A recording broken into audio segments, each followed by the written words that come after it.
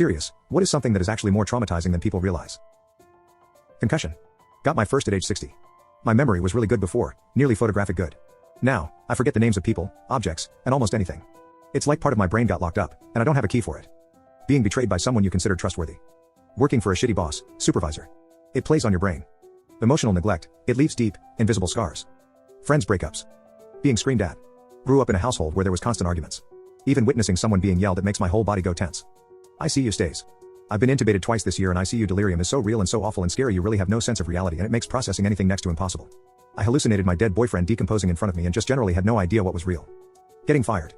Parents not teaching you basic life skills. When I turned 18, my parents never taught me how to do anything so I had to learn everything from Google and sometimes my adult coworkers. Thankfully I had someone there who taught me that stuff. Hearing about people's families giving them life advice and skills just hurts. Other people's apathy. I'm a teacher and it used to be that I loved my job. Post-COVID, the kids don't participate in anything. I used to be able to have discussions in my class, students would ask questions, we'd go off on tangents, it was great.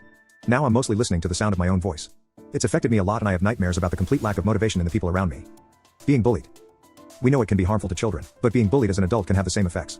Feelings of isolation and loneliness, a fear of worthlessness, depression and sadness, fear of going to where the bully is, scared of doing something or saying something that will cause them to react towards you. Afraid of reacting to the things that they say or do so that you look weak or vulnerable. Being bullied absolutely sucks. Childbirth. What makes it worse is that you're strongly discouraged from talking about it. Living paycheck to paycheck. Among the top causes of PTSD in America are military service, sexual assault, car accidents. If you ask an American to imagine someone with PTSD, it seems very likely they will imagine a veteran and not one of the other two. Being ghosted quite suddenly by someone you talked with every day, who told you daily that they loved you, and made you love them back. When you've spent a significant amount of time with this person, months not weeks, or a year, and suddenly, gone. No word, nothing. I thought I was completely worthless. Now I think maybe suicide attempt. It will take a long time to heal. What immediately tells you someone is a trashy parent? Mothers who sees their daughter as competition. Putting their children down in front of others to make other people laugh. Parents who believe that their children owe them for providing basic care, food, shelter, clothes, etc. Your adult children don't talk to you and you don't know why. Someone who treats the child from their old marriage like shit because they're no longer with that child's parent. Anyone who insists they are a great parent and tells everyone how great they are. It's like people who tell you they are classy, or a gentleman. If you have to keep telling people, chances are the only person that believes it is you. Kid being terrified of the parents. Extreme, angry overreaction when their kid makes a simple mistake like spilling a drink. Mothers who see their son's girlfriends as competition. Not acknowledging their kid's trashy behavior. When they expect to gain something from having their child. I've lifeguarded for many years. Parents who disregard their child's safety for peace and quiet alone time, doom scroll brain rot time even when that means the child is actively drowning. I've had parents get mad at us for saving their child. I've had parents complain they need to stay with their infant, 8-year-old to make sure they don't die. I've had to call CPS for infant abandonment in 35 degrees Celsius weather because parents were in the water without the kid. I've had to keep an infant with me because I found them floating in the pool, in a little baby boat floaty, alone. They were with me for 20 minutes? That should have been a CPS call, Jesus Christ. That's your job. No TFITISNT.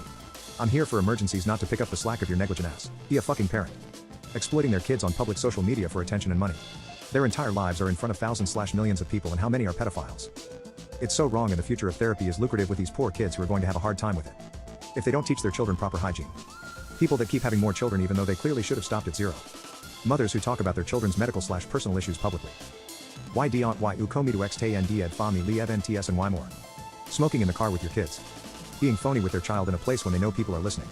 I'm a teacher and it is so obvious when a person is putting on a show with their child. It's disgusting. The thing is, if you are really close to your kid and talk a lot and spend time together, it will show. You won't need to have performative moments with them in public.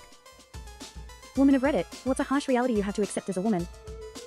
For some women, it's the excruciating period pains they'd have to experience every single month.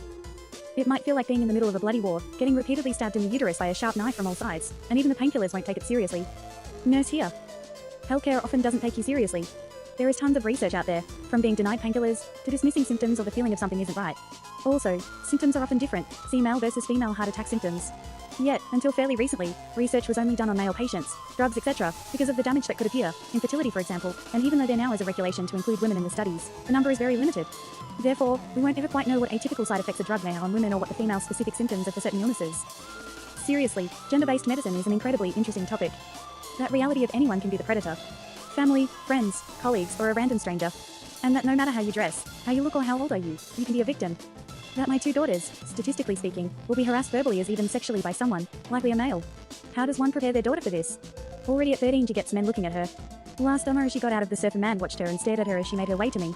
When she told me she could feel him watching her in her water, I stared back at him and he got up and walked away. It's just so heartbreaking that I have to teach them how to be safe, i.e. walk with only one headphone in, don't go to the toilet on your own, don't make eye contact, run to a woman if you're threatened, tell an adult if someone hurts you, etc. That you'll often be judged more for your looks than your skills. It sucks, but it's real. If you want kids, you have to run the chance of ruining your body in the process. Being nice may make the boys think you are interested. You will always be sexualized/objectified in one way or another. As someone who uses aliases online, people simply respect you more if they think you're a man.